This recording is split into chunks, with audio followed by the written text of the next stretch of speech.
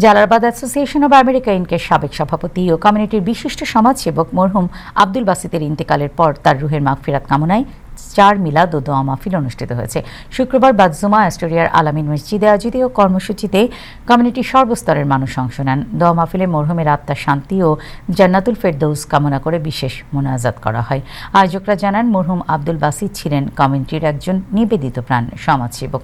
তিনি অসহায় ও সুবিধা বঞ্চিত মানুষের পাশে দাঁড়িয়ে মানব সেবার এক উজ্জ্বল দৃষ্টান্ত স্থাপন করেছিলেন। তার মৃত্যুতে প্রবাসী বাংলাদেশি কমিউনিটিতে গভীর শোকের ছায়া নেমে এসেছে। 4 দিনের এই কর্মসূচিতে মিলাদ মাহফিল ও দোয়ার আয়োজন করা হয়। এতে কমিউনিটির বিভিন্ন শ্রেণী পেশার মানুষ অংশগ্রহণ করেন। দোয়া পরিচালনা করেন আলামিন মসজিদের খতিব মাওলানা লুৎফর রহমান চৌধুরী।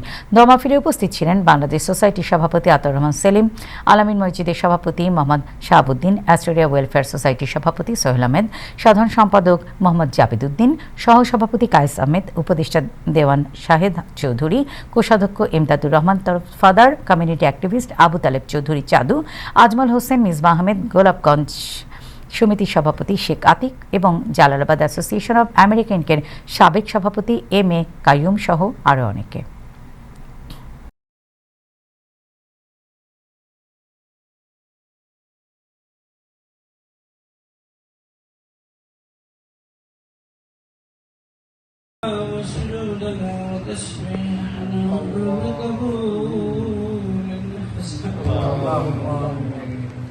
كما تقبلت من عبادك الصالحين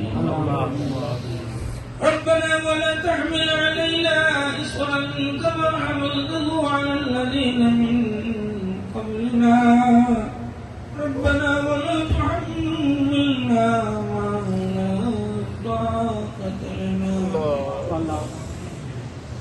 واعف عنا واغفر لنا وارحمنا أنت مولانا فانصرنا